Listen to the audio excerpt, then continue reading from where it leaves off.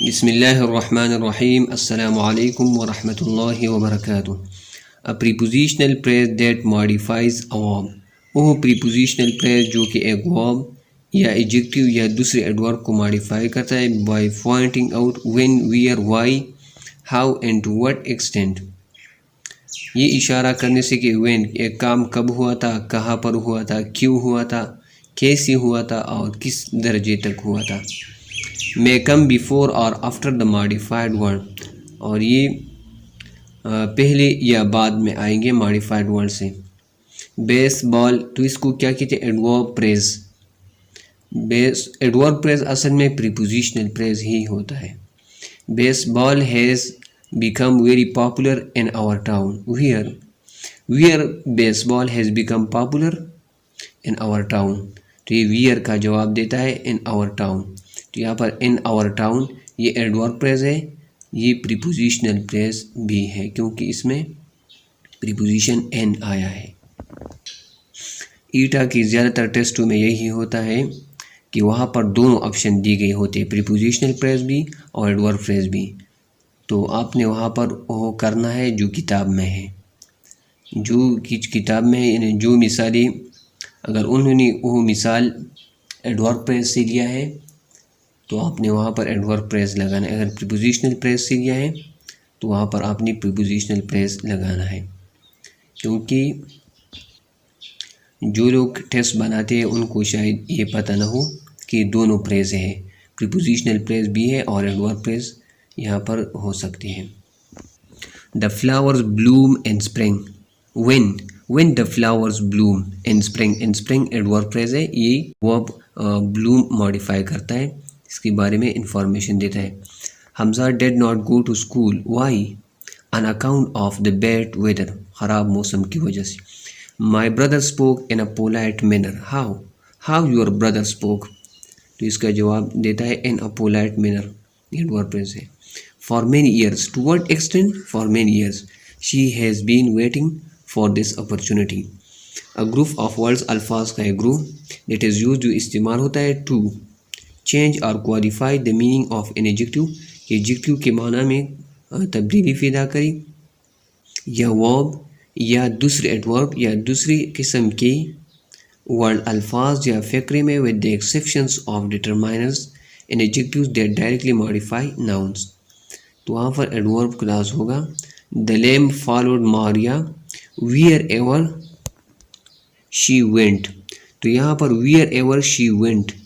wherever یہاں پر subordinate conjunction ہے، she subject ہے، verb went ہے. تو the lamb followed Maria where. تو یہ where کا جواب دیتا ہے wherever she went. یہ ایڈورب کلاس ہے. ایڈورب کلاس where کا جواب دے گا اور یہ verb یا ایڈورب یا ایڈجیکٹو کو ماڈیفائی کرتے ہیں. After winning the prize, Junaid became famous overnight. When Junaid became famous? After winning the prize. یہاں پر after subordinate conjunction ہے اور winning verb ہے، prize subject. Take a shawl because the night is cold. Why you should take a shawl? Because the night is cold. تو یہ why کا جواب دے because subordinate conjunction یہاں پر یہ ہے. A group of words الفاظ کا ایک گروہ ہوتا ہے consisting of a preposition جو ایک preposition پر مشتمل ہے. Its object in any words that modify the object. Most of the time modifies a verb or a noun. It is made of a preposition and a noun phrase. یہ preposition اور noun phrase پر مشتمل ہے، اس کو prepositional phrase کہتے ہیں. We will be back in a few days. In how many days you will be back? In a few days. تو یہاں پر in preposition ہے، a few days یہ noun phrase ہے. prepositional phrase یہ preposition پر مشتمل ہوگا اور noun phrase پر مشتمل ہوگا. when he will be back تو یہاں پر یہ adverbial کے طور پر بھی کام کر دیے.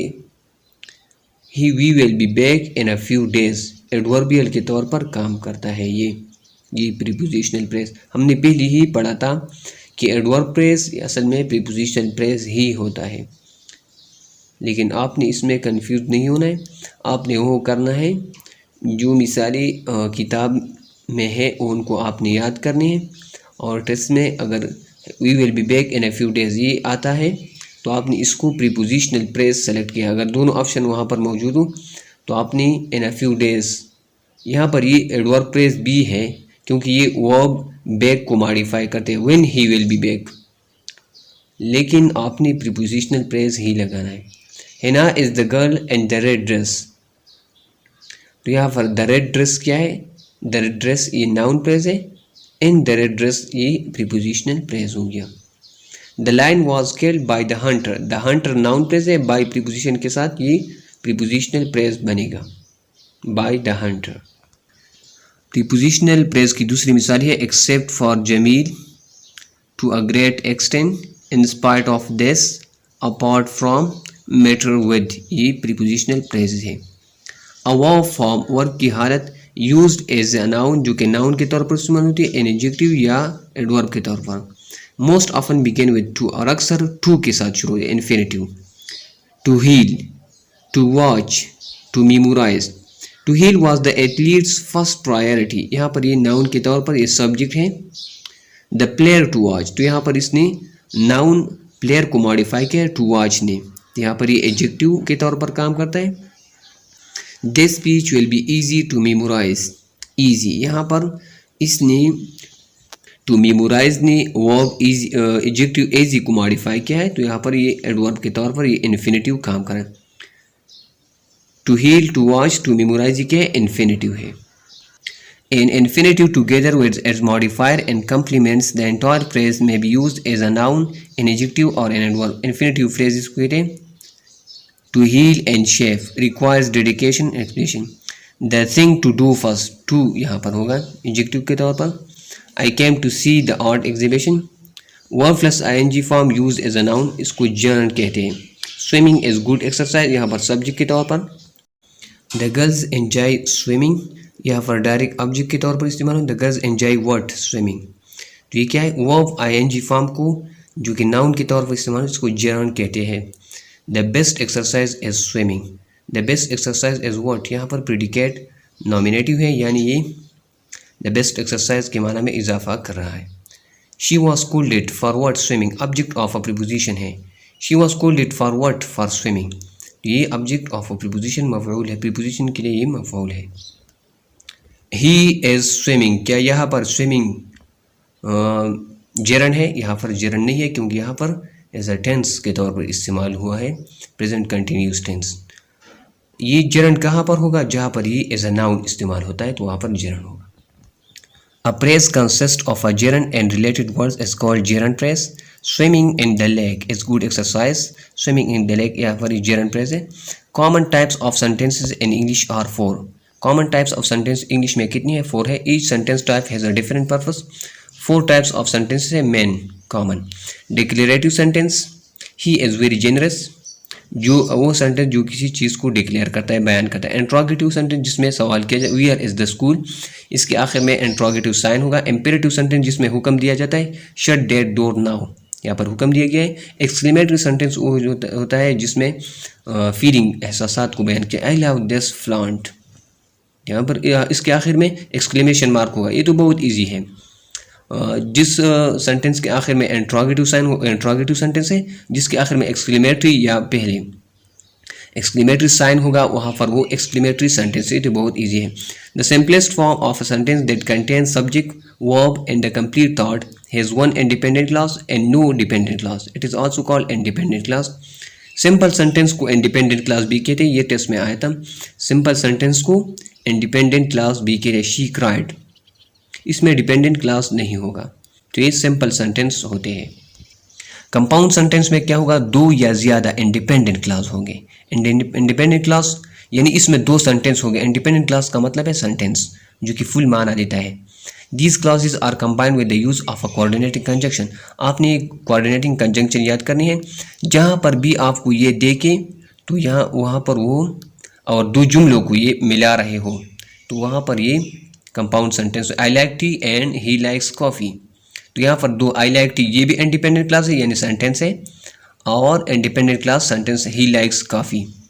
تو فین بوائز یہ کوآرڈینیٹنگ کنجنکشن آپ نے یاد کریں. فین بوائز، فار اینڈ نار بٹ اور یٹ سو، یہ کوآرڈینیٹنگ کنجنکشن جہاں پر بھی جو دو جملوں کو ملا رہے ہو تو وہاں پر یہ کوآرڈینیٹنگ conjunction. Umar and Ahmad are good friend. کیا یہاں یہ سمپل سینٹینس ہے. یہاں پر آپ نے کوآرڈینیٹنگ کنجنکشن دیکھا عمر اینڈ احمد کے درمیان، لیکن یہاں پر یہ سینٹینس کو نہیں ملا رہے، یہ دو ناؤنس کو ملا رہے. یہ آپ نے سیکھنا ہے.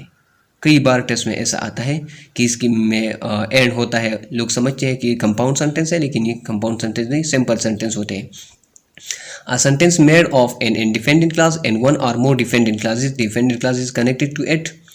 The clauses are connected by subordinating conjunction. Complex sentence میں سبارڈینیٹ کنجنکشن ہوا. فین بوائز کے بغیر جتنی بھی کنجنکشن آپ کو دیکھے تو وہاں پر کمپلیکس سینٹینس ہو گئے. اس میں ایک انڈیپینڈنٹ کلاس ہوگا اور دوسرا دو ون اور مور ڈیپینڈنٹ کلاسز ہوں گے. بہت ایزی ہے. When the cake is brown. جب آپ پہلے ڈیپینڈنٹ کلاس کو پہلے لایا جاتا ہے تو اس کے بعد کاما لگانا ہوگا. When the cake is brown, یہاں پر ڈیپینڈنٹ کلاس کو ہم نے پہلے لایا تو اس کے ساتھ کاما ہے. Take it out the oven, تو یہاں پر یہ انڈیپینڈنٹ کلاس ہے. اس میں سبارڈینیٹ کنجنکشن وین ہے. دوسرے سبارڈینیٹ کنجنکشن یہ ہے until, because, while, if, although, after, as, before, wherever, since and whereas. A structure used for talking about possibilities in the present or in the future.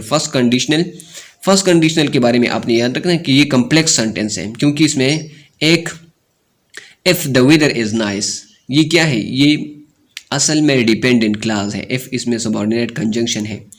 we will go swimming. First conditional میں کیا ہوگا؟ Simple F کے بعد simple present tense ہوگا، پھر well, اور دوسرے میں ویل سینٹینس ہوگا، سمپل فیوچر ٹینس ہوگا. A sentence which expresses unreal situation in the present or future، جس کو سیکنڈ کنڈیشن. سیکنڈ کنڈیشن میں کیا ہوگا؟ ایف ہوگا، سبجیکٹ ورب سیکنڈ فارم یعنی سمپل فاسٹ ٹینس ہوگی. سیکنڈ کنڈیشن میں سبجیکٹ پلس ووڈ ہوگا اور پلس ورب کی فرسٹ فارم ہوگی. If I had a million pounds، یہاں پر ہیڈ کیا ہے؟ Head is the simple past tense of have. I would buy describes a sentence where the subject performs the action stated by the verb.